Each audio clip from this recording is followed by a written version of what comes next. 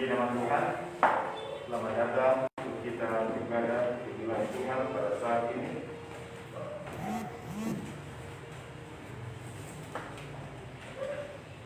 Marilah kita mempersiapkan hati kita, sementara musik dibunyikan, kita tetap duduk.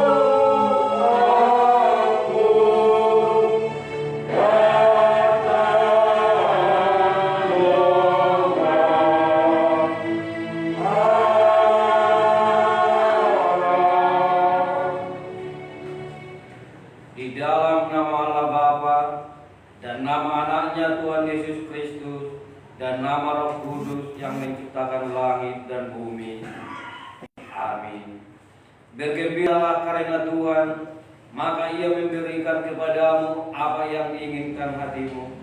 Serahkanlah hidupmu kepada Tuhan dan percayalah kepadanya, dan Ia akan bertindak. Berdiam dirilah di hadapan Tuhan dan nantikanlah Dia. Percayalah kepada Tuhan dan lakukanlah yang baik, sebab Tuhan mencintai hukum dan Ia tidak meninggalkan orang-orang yang dikasihinya. Haleluya. Haleluya. Haleluya. Haleluya.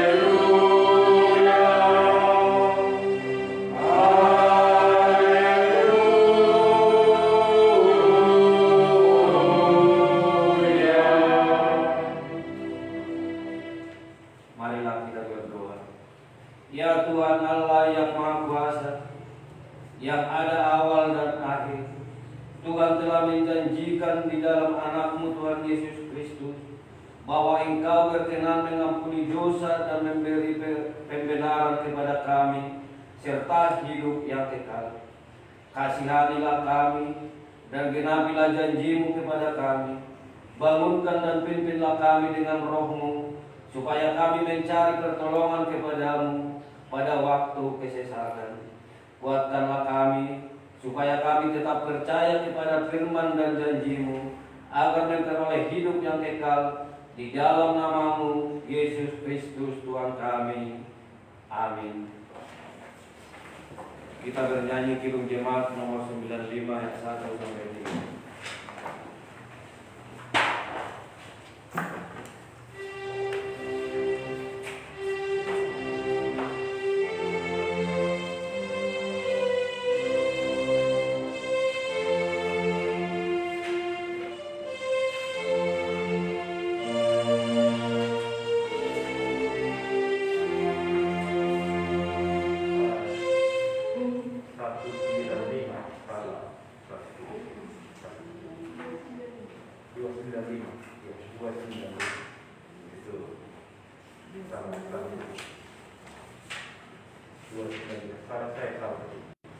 Kita bernyanyi 295.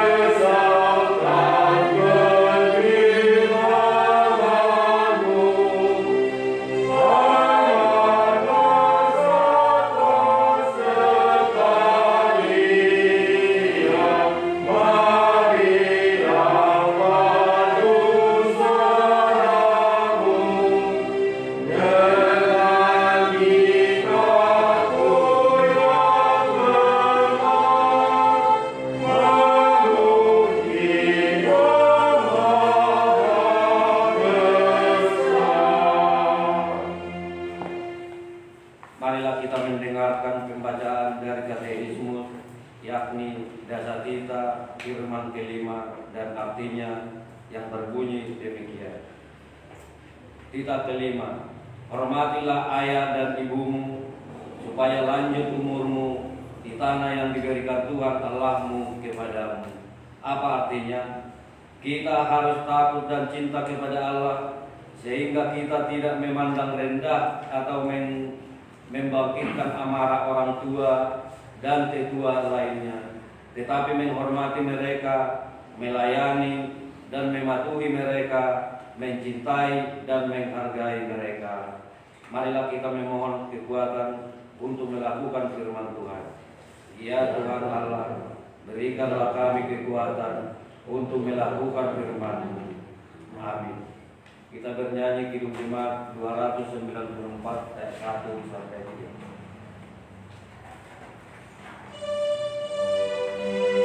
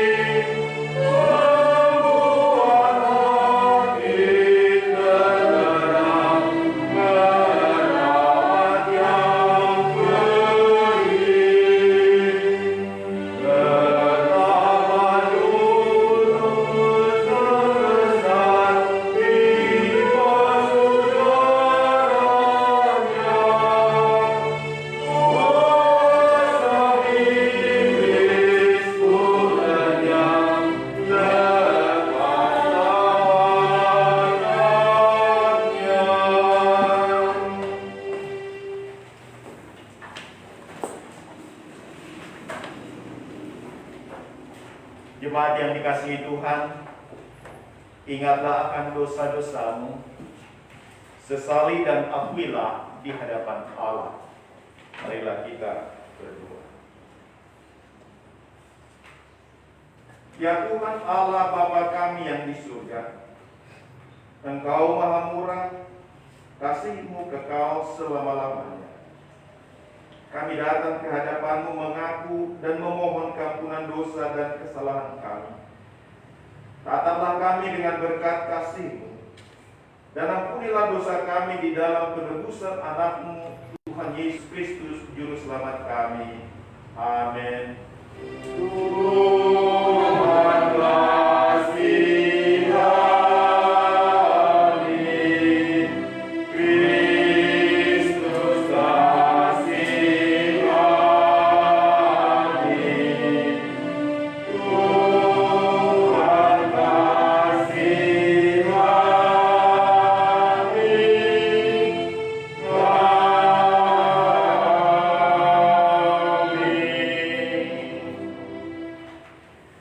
Saya adalah hamba Tuhan yang menyampaikan firman-Nya kepadamu. Percayalah, di dalam nama Allah Bapa dan Anaknya Tuhan Yesus Kristus dan nama Roh Kudus, yakinlah saya menyatakan dosamu sudah diampuni.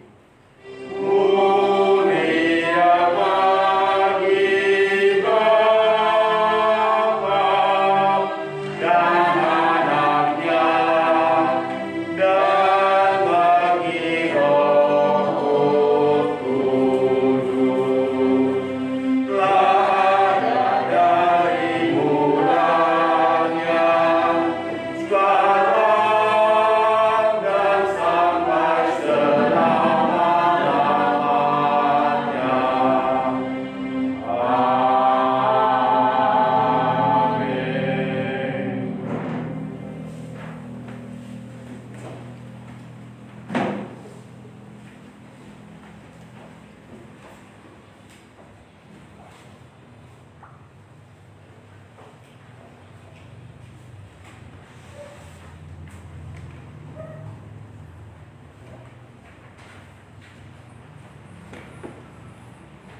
Pembacaan firman Allah yang pertama atau yang terambil dari Perjanjian Lama tertulis dalam Ayub 38 ayat 1 sampai dengan 11 berbunyi demikian. Maka dari Tuhan dalam bayi Tuhan menjawab Ayub, siapakah dia yang menggelapkan keputusan dengan perkataan-perkataan yang tidak berpengetahuan? Bersiaplah engkau sebagai laki-laki, aku akan menanyai engkau, supaya engkau memberitahu aku. Di manakah engkau ketika aku meletakkan dasar bumi? Ceritakanlah kalau engkau mempunyai pengertian. Siapakah yang telah menetapkan ukurannya? Bukankah engkau mengetahuinya? Atau siapakah yang telah merentangkan tali payung kepadanya? Atas apakah sendi-sendinya dilangkap? Dan siapakah yang memasang batu penjurunya? Pada waktu bintang-bintang fajar bersorak-sorak bersama-sama dan semua anak Allah bersorak-sorai, siapa telah menunggang dengan pintu ketika membuat keluar dari dalam rahim, ketika aku membuat awan menjadi pakaiannya dan kekelaman menjadi kain pelungnya, ketika aku meletakkan patahnya dan memasang palang dan pintu, ketika aku berfirman, sampai di sini boleh engkau datang, jangan lewat. Disinilah gelombang-gelombang yang congkak akan dihentikan. Inilah firman Tuhan. Syukur bagi Allah. Pembacaan firman Tuhan yang kedua atau dari Perjanjian Baru atau episode kita pada hari ini tertulis di dalam 2 Korintus 6 ayat 1 sampai yang ke-13 berbunyi demikian. Sebagaimana teman-teman sekerja, kami menisahkan kamu supaya kamu jangan membuat menjadi sia-sia kasih karunia Allah yang telah kamu terima. Sebab Allah berfirman, pada waktu aku berkenan, aku akan menendangkan engkau, dan pada hari aku menyelamatkan, aku akan menolong engkau. Sesungguhnya waktu ini adalah waktu perkenan itu. Sesungguhnya hari ini adalah hari penyelamatan. Dalam hal apapun kami tidak beri sebab orang tersandung, supaya pelayanan kami jangan sampai dicela. Sebaliknya, dalam segala hal kami menunjukkan bahwa kami adalah pelayan Allah, yaitu dalam menahan, dengan penuh kesabaran dalam penderitaan, kesesakan, dan kesukaran, dalam menanggung dera, dalam penjara dan kerusuhan, dalam berjerih payah, dalam berjaga-jaga dan berpuasa, dalam kemuliaan hati, pengetahuan, kesabaran, dan kemurahan hati, dalam Roh Kudus dan kasih yang tidak munafik, dalam pemberitaan kebenaran dan kekuasaan Allah, dengan menggunakan senjata-senjata keadilan untuk menyerang ataupun untuk membela, ketika dihormati dan ketika dihina, ketika diumpat atau ketika dipuji, ketika dianggap sebagai penipu namun dipercaya, sebagai orang yang tidak dikenal namun terkenal, sebagai orang yang nyaris mati dan sungguh kami hidup, sebagai orang dihajar namun tidak mati, sebagai orang berduka cita namun senantiasa bersuka cita, sebagai orang miskin namun memperkaya banyak orang, sebagai orang tak bermilik sekalipun kamu memiliki segala sesuatu. Hai orang Korintus, kami telah berbicara terus terang kepada kamu, hati kami terbuka lebar-lebar bagimu, dan bagi kami dan bagi kamu ada tempat yang luas dalam hati kami, tetapi bagi kami hanya tersedia tempat yang sempit di dalam hatimu. Maka sekarang supaya timbul aku berkata seperti kepada anak-anakku, bukalah hati kamu selebar-lebarnya. Inilah firman Tuhan. Syukur bagi Allah. Marilah kita menyambut Injil Kristus.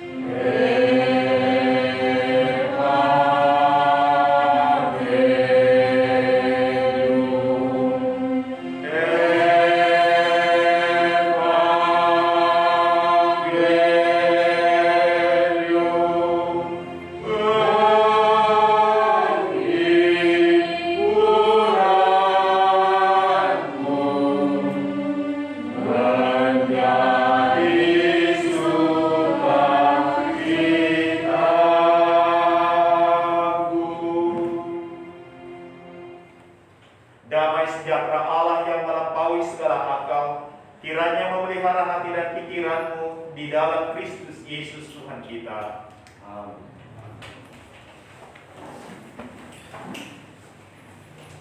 Evangelium Injil Kristus, kabar sukacita bagi kita, tertulis dalam Injil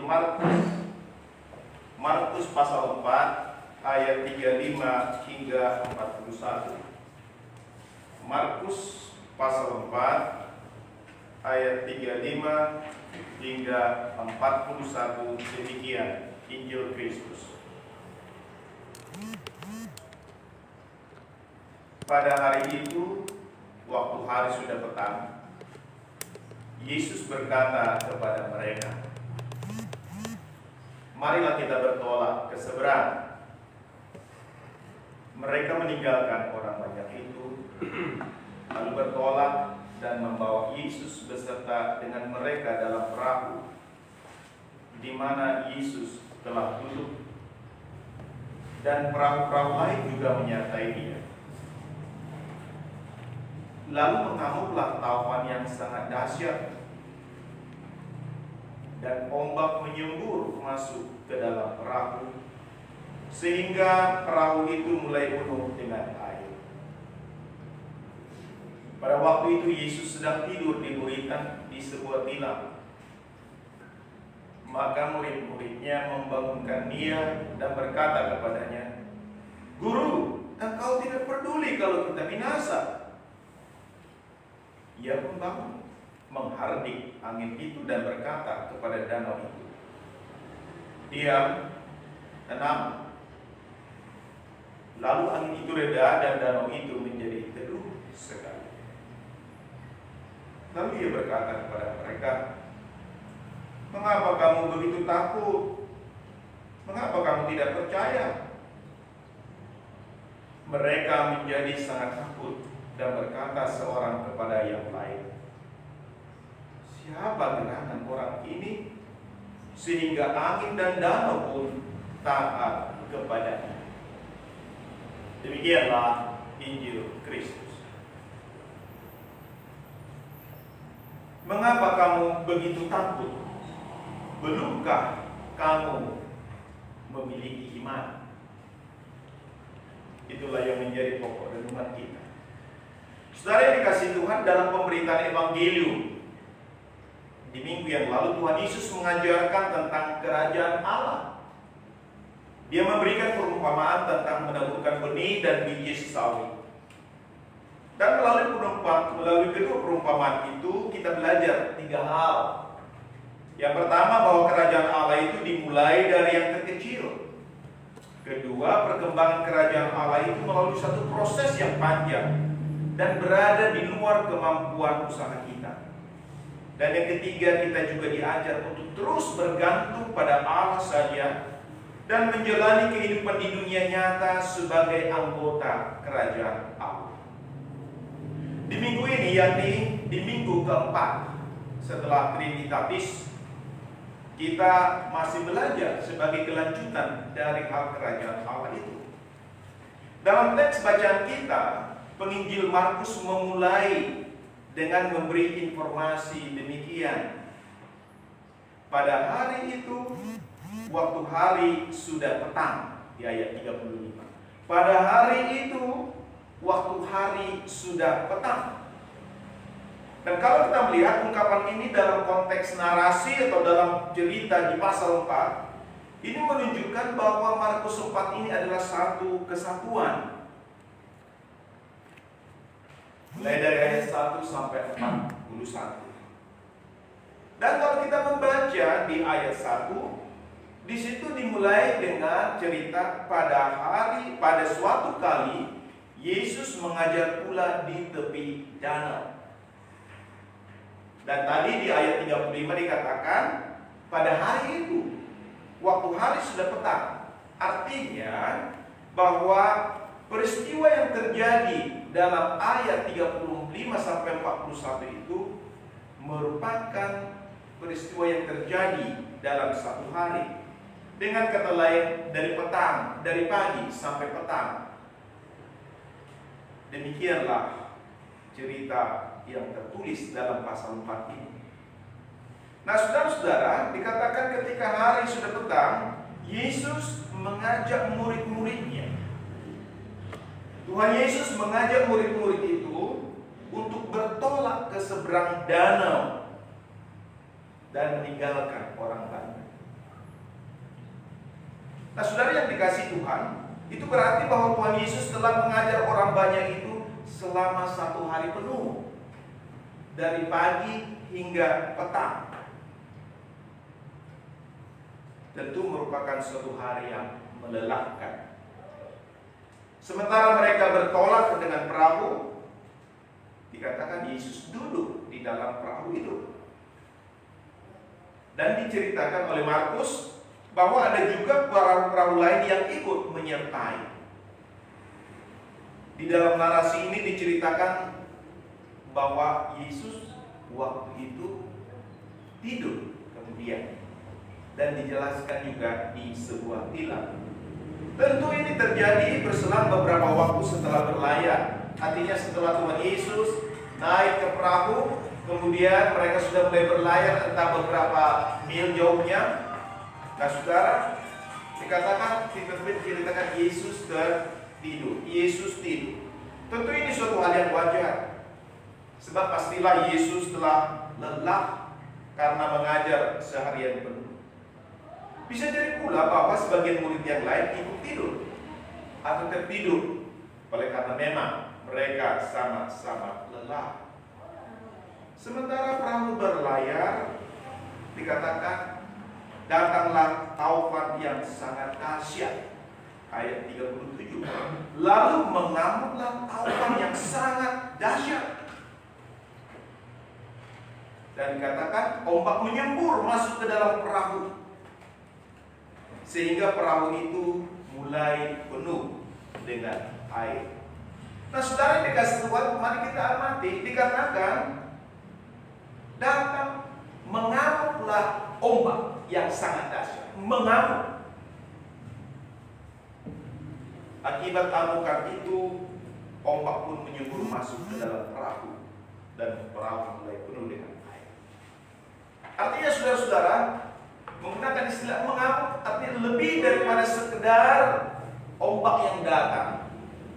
Tetapi kita bisa menggambarkan kalau digunakan kata mengamuk, berarti sudah lepas kontrol diri, melampaui hal yang biasa. Nah saudara-saudara, tentulah murid-murid itu berusaha keras dan telah melakukan berbagai cara bagaimana agar perahu mereka tidak tenggelam. Tentu setidaknya dengan cara menimba air keluar lalu membuangnya.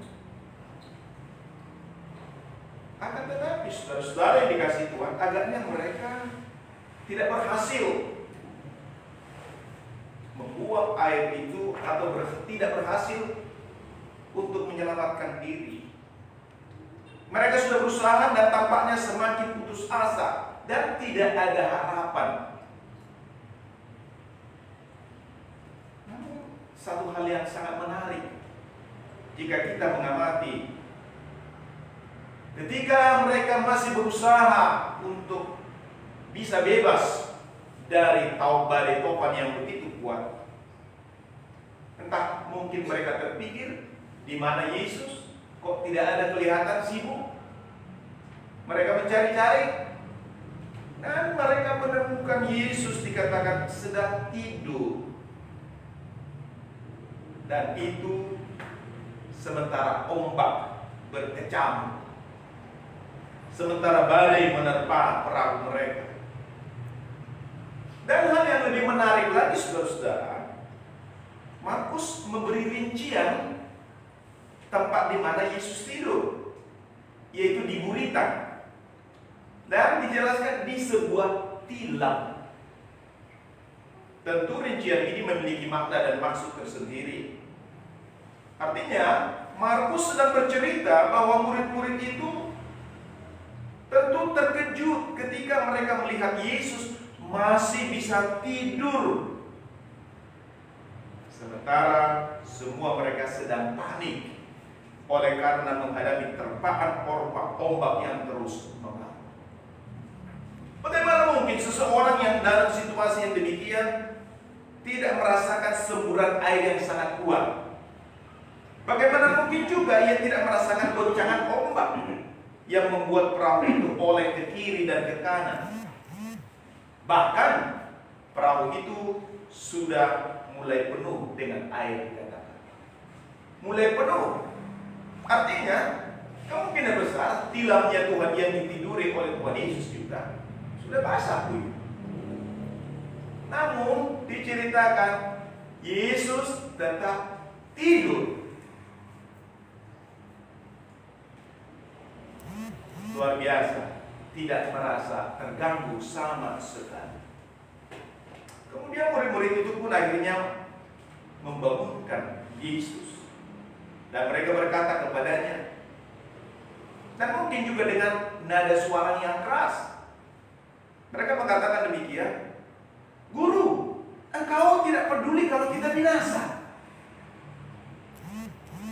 Ayat 38, Guru, engkau tidak peduli. Kita ini diterpa gelombang badai yang sangat hebat. Dan sebentar lagi kita binasa. Ungkapan ini juga seakan-akan mengatakan kepada Yesus sebenarnya, Guru, kami tahu engkau memang tidak mengerti tentang seluk-beluk kehidupan nelayan. Kami tahu engkau tidak tahu bagaimana menghadapi badai taufan. Dan kami sudah berusaha keras dengan berbagai cara agar perahu kita ini tidak karam dan juga bersama kita. Tapi engkau kok tidur saja? Setidaknya engkau bisa berdoa kepada Allah supaya Dia menyelamatkan kita dari kebinasaan ini. Bukankah Allah mendengarkan engkau? Seakan-akan itulah yang dikatakan murid-murid ini. Guru, engkau tidak peduli kita binasa.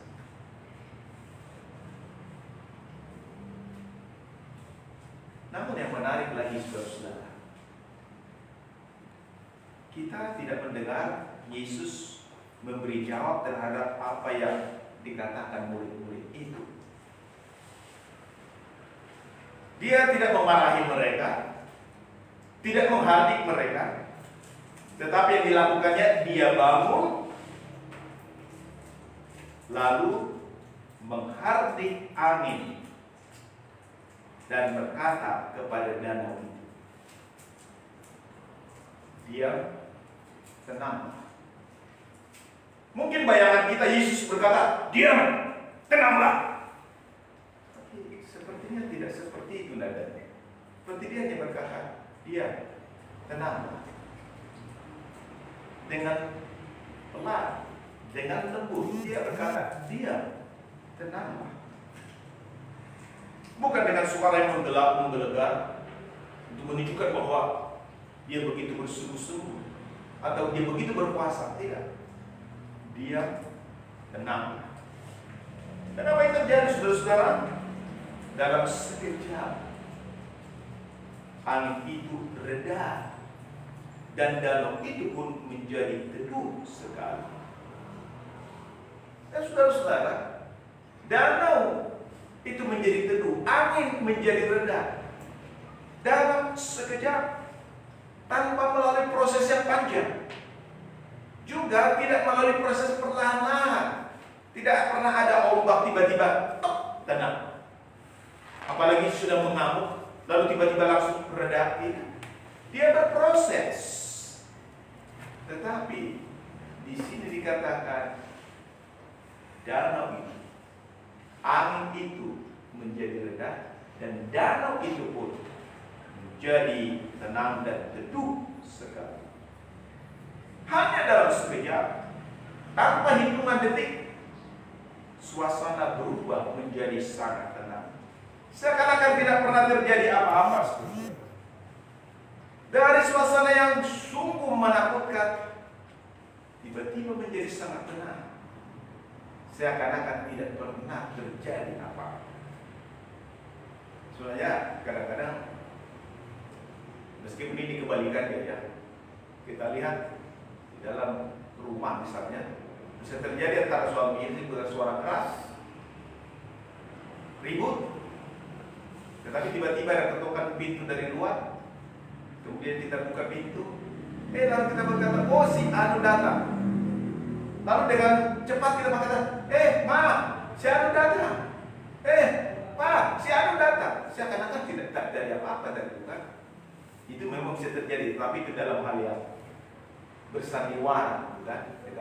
Tapi Yesus di sini katakan, diam, Kenapa suaranya tidak menggelegar? Tetapi hanya dengan lembut dia berkata, menjadi tenang, teduh badai yang sedang menerpa. Kemudian di dalam suasana yang tenang itu Yesus berkata kepada mereka, apa yang Tuhan Yesus katakan? Setelah tenang, dia berkata, mengapa kamu begitu takut? Mengapa kamu begitu takut? Mungkin kita berpikir Tuhan Yesus mengucapkan ini dengan nada marah. Mengapa kamu begitu takut? Tapi sepertinya tidak seperti itu. Dia berkata, mengapa kamu begitu takut? Menarik juga untuk cermati mengapa Yesus bertanya demikian. Adakah orang yang tidak takut menghadapi taupan yang mengamuk sedemikian dahsyat? Badai taupan itu hampir menenggelamkan mereka semua karena sudah mulai penuh dengan air dikatakan perahu mereka. Tentu perkataan Yesus ini adalah suatu bernada tantangan. Artinya pertanyaan yang membuat murid-murid itu berpikir dan bertanya-tanya, apakah sesungguhnya maksud perkataan sang guru ini, sang nabi? Namun Tuhan Yesus juga memberikan pertanyaan yang kedua. Dia berkata, mengapa kamu tidak percaya? Mengapa kamu tidak percaya? Mengapa kamu tidak takut? Mengapa kamu takut? Begitu takut, mengapa kamu tidak percaya? Pertanyaan yang kedua ini agak membingungkan sedikit, saudara-saudara. Mengapa? Pertanyaan ini menunjukkan bahwa seakan-akan Tuhan Yesus sudah pernah mengatakan kepada mereka, jangan kamu takut menghadapi apapun, termasuk badai taupan yang dahsyat. Jangan takut, percayalah, semuanya akan beres. Haleluya, puji Tuhan. Dan sekiranya pun terjadi hal itu tidak akan membahayakan kamu.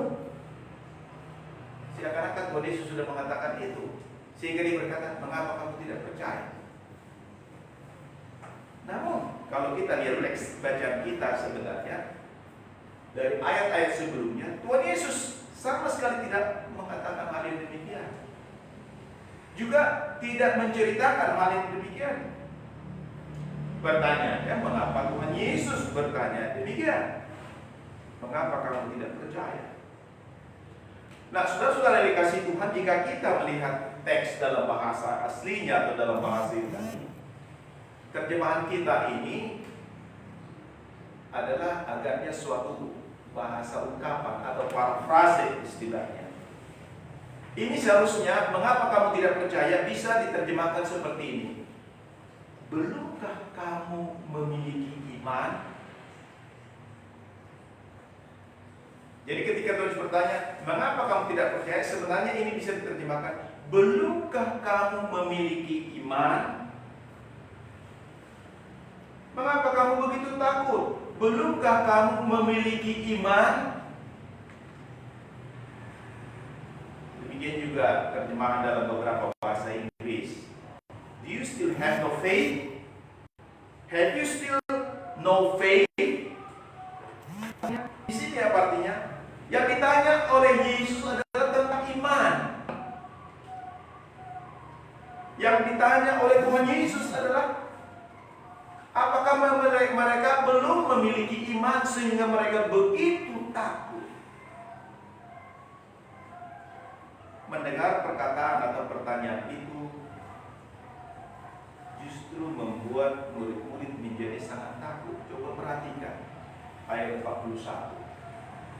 Mereka menjadi sangat takut ketika Tuhan Yesus berkata, mengapa kamu begitu takut?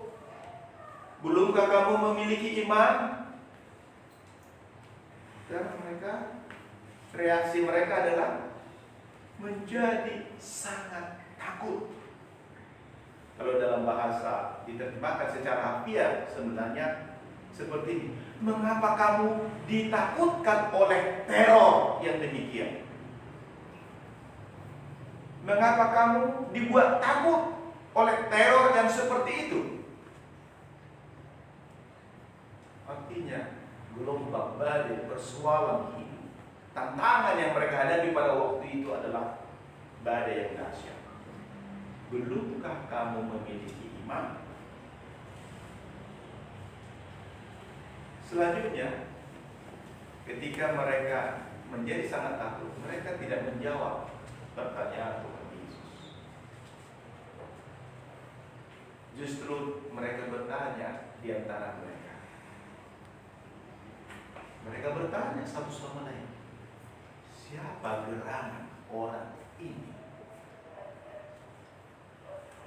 Siapa gerangan Yesus ini? Siapa gerangan guru kita ini?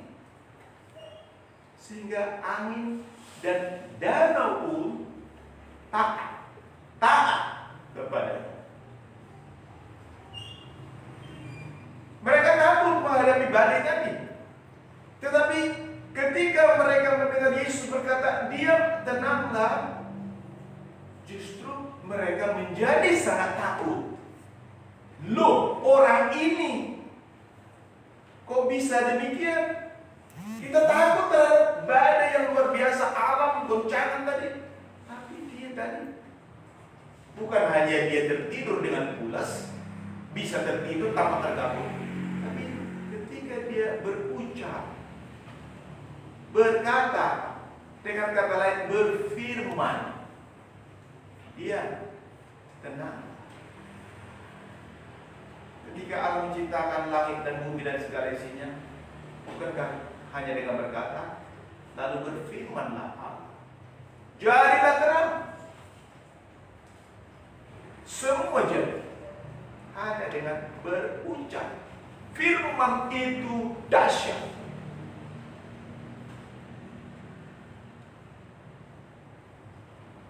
Sehingga saudara-saudara, kita lihat murid-murid itu justru dikatakan menjadi sangat takut setelah mendengar apa yang Yesus katakan.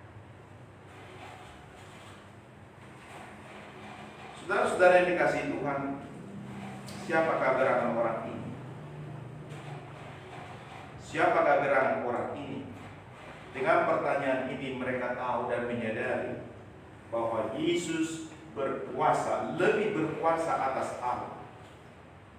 Alam pun tunduk kepadanya. Sekarang kita kembali kepada pokok pertanyaan Yesus yang berkata, mengapa kamu tidak percaya? Atau belumkah kamu memiliki iman? Dari pertanyaan ini yang menjadi titik penekanan adalah pada iman. Pada iman. Pada ayat-ayat sebelumnya, kalau kita membaca Markus 1 sampai ayat yang ke-34, Yesus mengajarkan tentang kerajaan Allah yang disampaikan dalam bentuk perumpamaan. Jika kita membaca Markus pasal 4 ayat 3, Tuhan Yesus mulai dengan berkata apa? Dengarlah. Ketika dia mulai hendak menyampaikan perumpamaan, dia berkata, dengarlah. Dan di ayat 9 dan ayat 23, Tuhan Yesus juga mengatakan setelah menyampaikan perumpamaan, siapa mempunyai telinga untuk mendengar, hendaklah ia mendengar. Dengarlah. Siapa mempunyai telinga untuk mendengar, hendaklah ia mendengar. Pertanyaannya, apakah yang harus mereka dengar? Saudara yang dikasihi Tuhan, Tuhan Yesus berbicara melalui dengan menggunakan perumpamaan. Dia berbicara tentang benih yang ditabur. Dan benih itu diartikan sebagai firman. Dan dikatakan oleh Tuhan Yesus, ada benih yang jatuh di tempat yang baik. Di tanah yang baik itu bertumbuh subur dan menghasilkan buah. Ada yang 30 kali lipat, 60 bahkan 100 kali lipat. Firman benih itu jatuh lalu bertumbuh di tanah yang baik.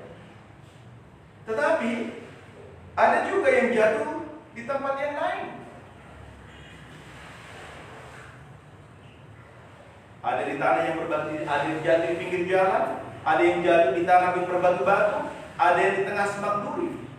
Dan semua ini menyebabkan atau benih itu tidak bertumbuh dengan baik, dan semuanya mati.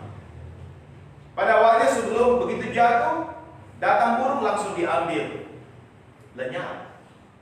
Kemudian jatuh di tanah yang berbatu-batu, tumbuh dengan cepat, tetapi karena tidak memiliki tanah yang cukup, begitu datang matahari langsung layu, mati juga. Lalu ada jatuh di tengah-tengah semak, dikatakan tumbuh, bagus, berkembang, tetapi semak-semak itu mengimpit dan pada akhirnya mati juga. Benih yang jatuh, ada yang mati oleh karena banyak menghadapi tantangan. Tetapi di tanah yang baik dia tumbuh, berbuah dan menghasilkan berkat. Dan dalam konteks inilah saudara-saudara kita harus memahami pertanyaan Yesus. Ketika Yesus berkata, belumkah kamu memiliki iman? Dan saudara-saudara, seperti Rasul Paulus katakan dalam Roma 10:17, iman itu timbul melalui pendengaran, yaitu melalui pendengaran akan firman Kristus, firman Allah. Jadi supaya firman itu dikatakan, supaya iman itu timbul dalam hidup kita, maka kita harus mendengarkan firman. Itulah sebabnya Tuhan Yesus berkata tadi di awal, dengarlah, siapa mempunyai telinga hendaklah ia mendengar, dikatakan. Dan setiap orang yang mendengar firman itu, dikatakan mereka diandaikan seperti tanah yang baik, di mana akhirnya mereka akan menghasilkan buah yang berlipat ganda. Selain itu, firman itu juga dikaitkan dengan kerajaan Allah yang proses perkembangannya diumpamakan seperti benih yang ditabur. Pertumbuhannya melalui proses alami, mulai dari menabur benih, kemudian tumbuh mengeluarkan tunas, makin tinggi, kemudian mengeluarkan tangkai, bulir, dan butir-butir yang penuh isi di dalam bulir itu. Sesudah itu panen. Juga diumpamakan seperti biji sesawi. Biji sesawi adalah yang paling kecil.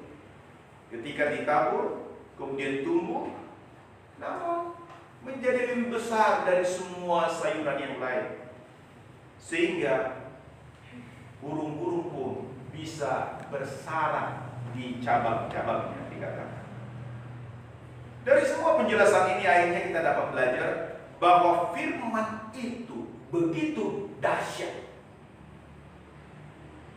Begitu dahsyat kuasanya. Seperti benih tadi yang tumbuh di tanah yang baik. Meskipun kelihatan seperti benih kecil saja, dan firman itu menghasilkan iman.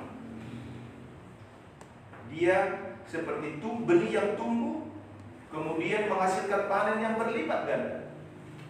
Juga seperti biji sesawi tadi yang kita katakan ditanam dan bertumbuh menjadi lebih besar dari segala sayuran. Demikianlah iman itu memiliki kekuatan yang sangat dahsyat. Jadi ketika Tuhan Yesus berkata, mengapa kamu begitu takut? Belumkah kamu memiliki iman? Maksud pertanyaannya ini adalah, belumkah kamu mengerti apa yang kuajarkan kepadamu dan kepada orang banyak melalui perumpamaan-perumpamaan yang telah kusampaikan?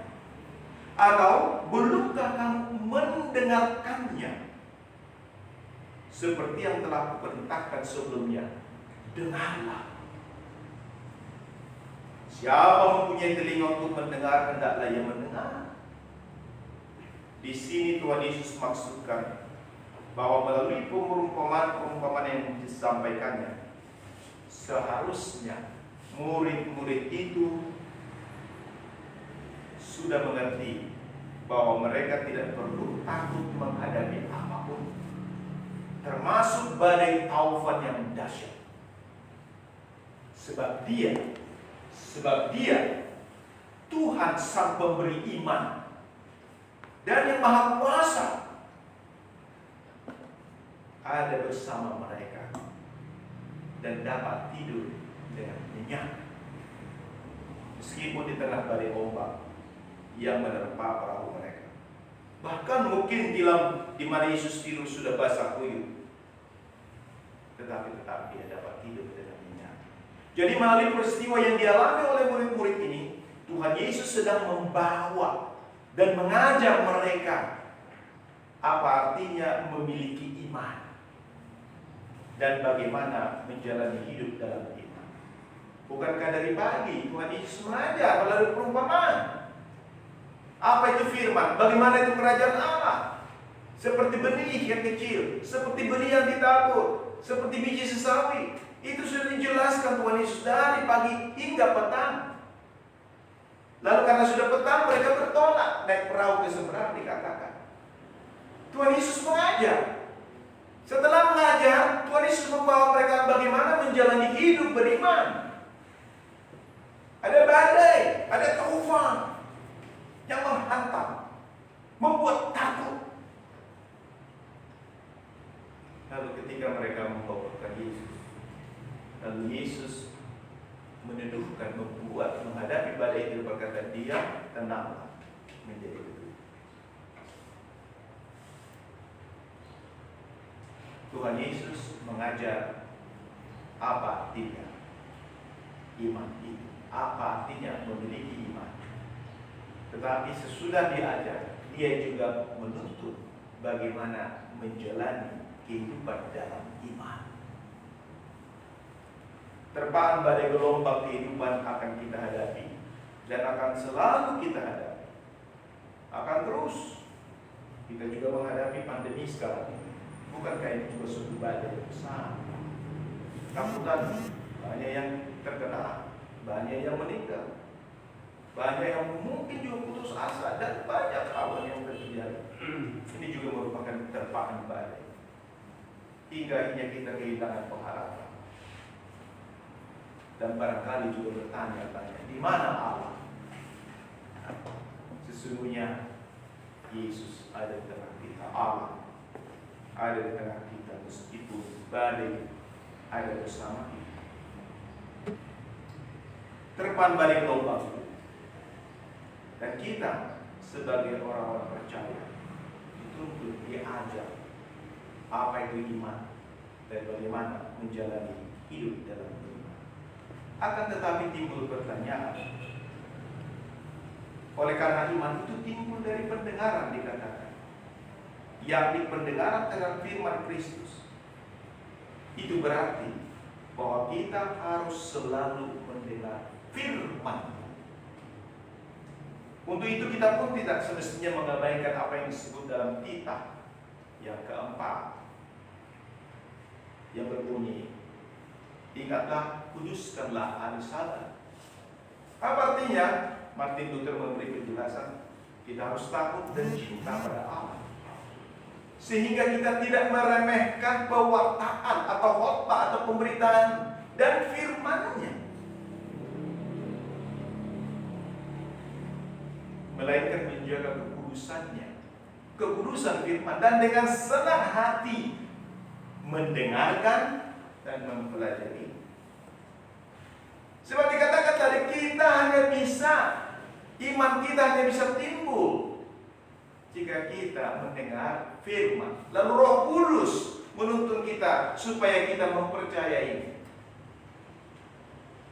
Dan firman itu, saudara-saudara, diberitakan di gereja. Itu sebabnya kita datang ke gereja beribadah, mendengarkan firman Allah. Firman yang kita terima melalui telinga. Dengan kata lain, yang kita dengar, lalu ditanamkan oleh Roh Kudus, iman timbul. Kita juga menerima firman dalam bentuk yang kelihatan, yaitu perjamuan kudusnya, tubuh dan darah Kristus. Itu firman yang kita lihat, yang kita terima melalui mulut kita.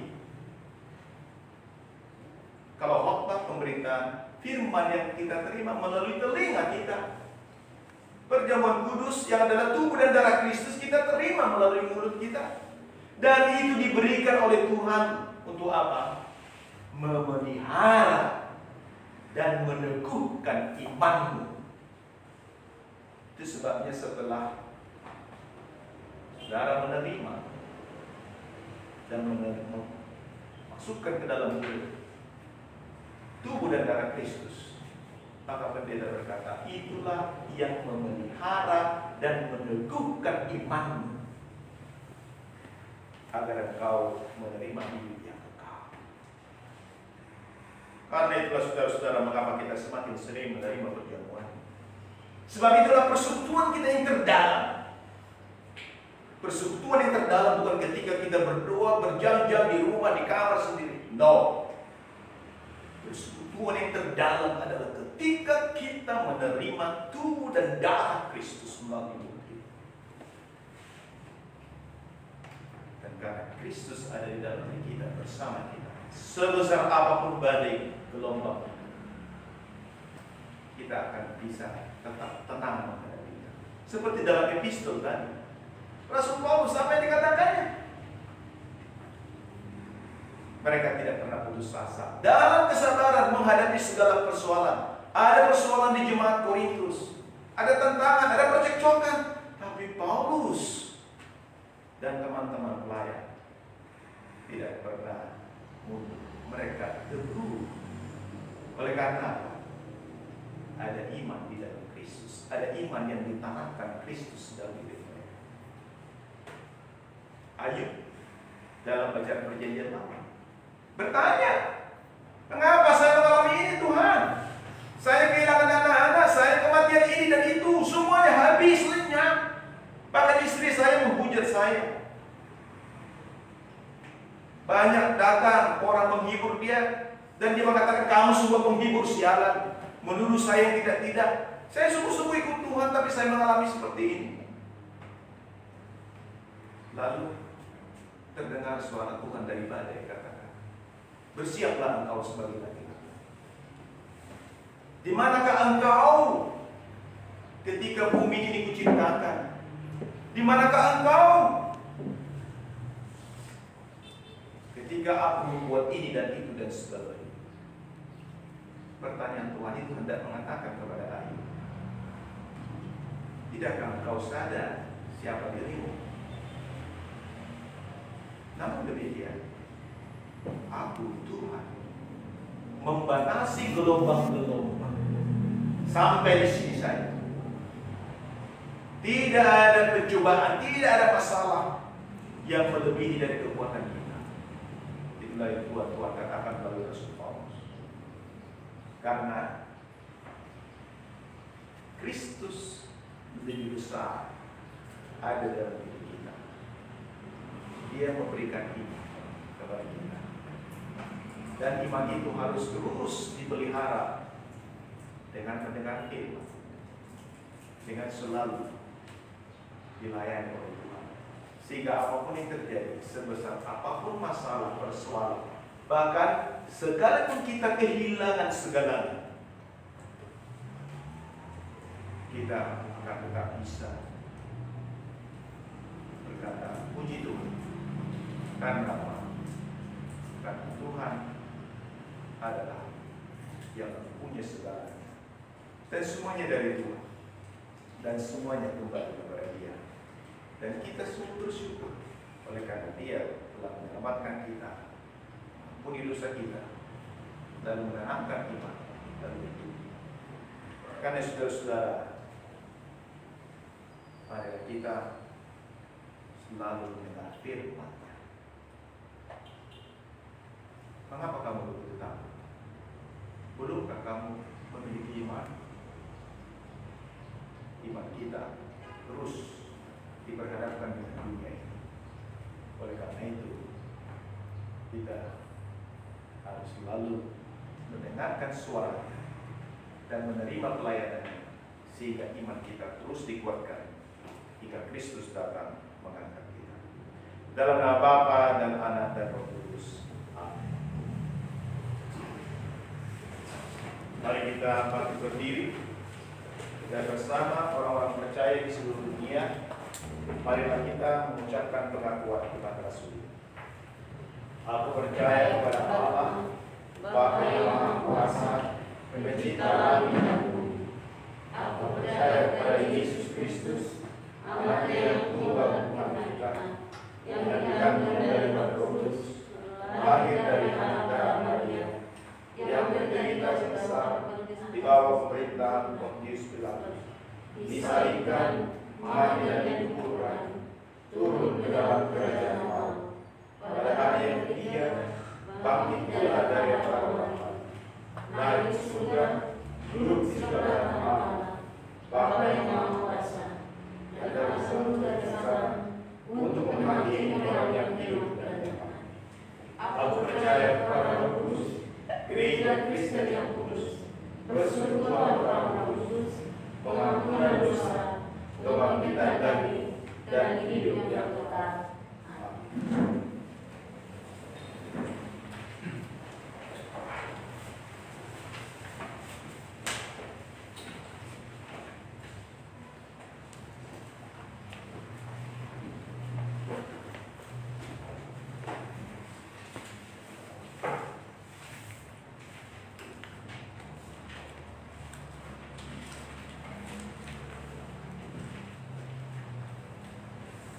Waktu Jemaat tanggal 27 Juni 2021.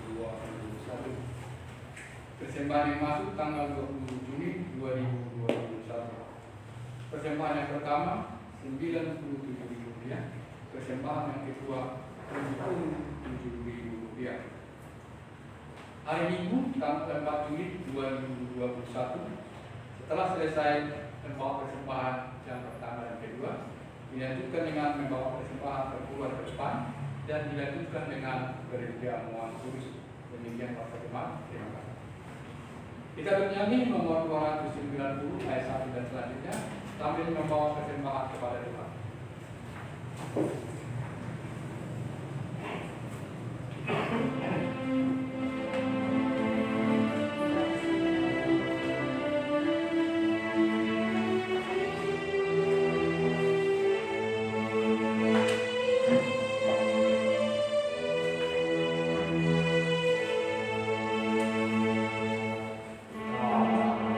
Patut ku bernyanyi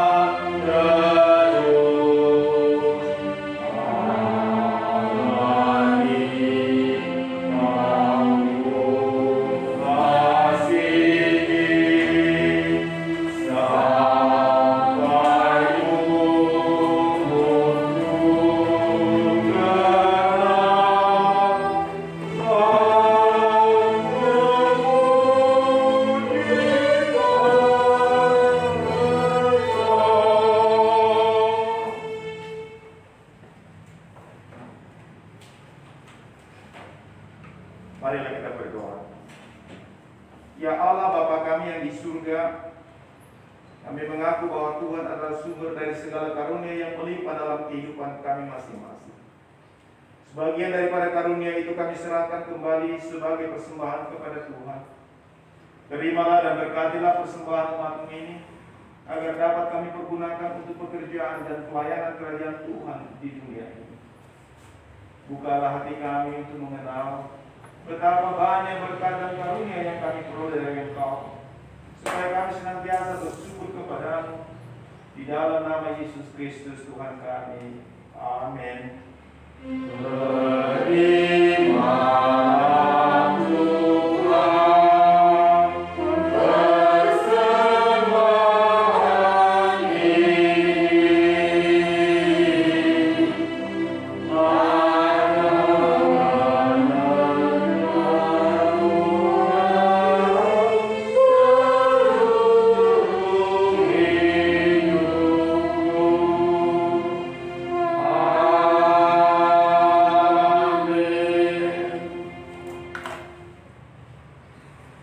Ya Tuhan Allah Bapa Surgawi, kami sungguh mengucap syukur kepadamu ya Tuhan, oleh karena Engkau sudah memanggil kami dan menanamkan iman di dalam diri kami. Tolonglah kami Tuhan, supaya iman kami tetap teguh kuat ketika kami menghadapi segala tantangan dan pencobaan di tengah dunia yang penuh ketidakpastian. Di dalam nama Yesus Kristus, Tuhan dan Juru Selamat kami yang hidup, yang memerintah bersama Engkau dan Roh Kudus, Allah yang Esa dulu setiap permulaan kini dan selamanya. Amin.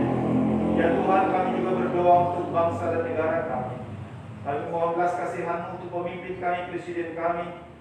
Kau memberkati dalam menjalankan segala tugas dan tanggung jawab, secara khusus dalam menangani pandemi yang sedang melanda dunia bahkan negara kami. Berilah mereka kekuatan dan kemampuan.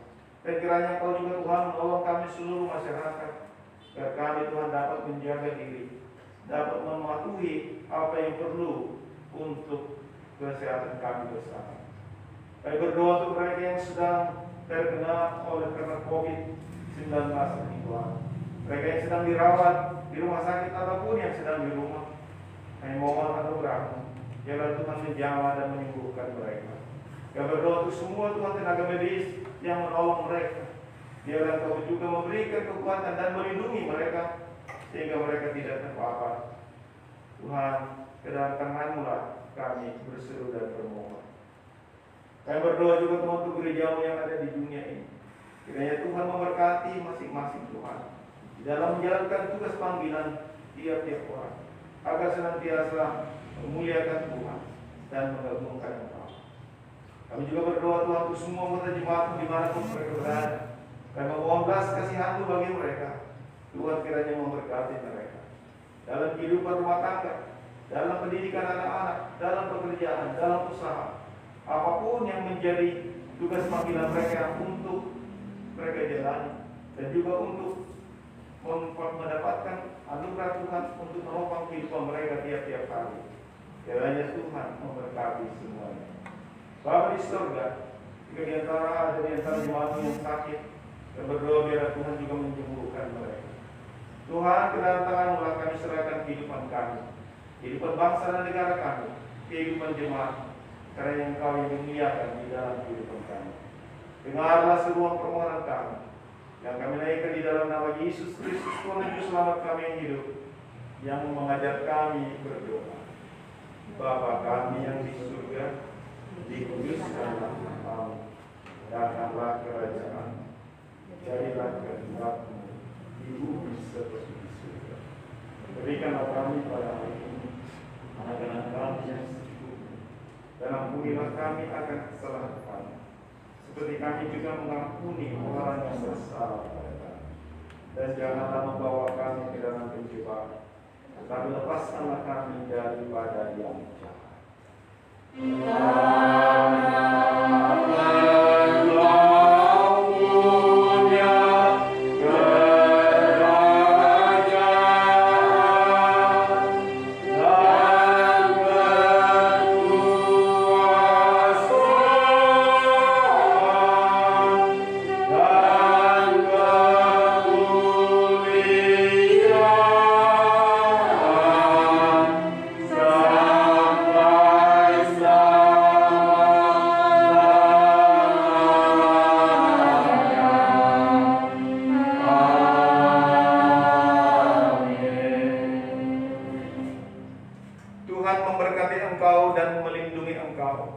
Tuhan menyinari engkau dengan wajah-Nya dan memberi engkau kasih karunia.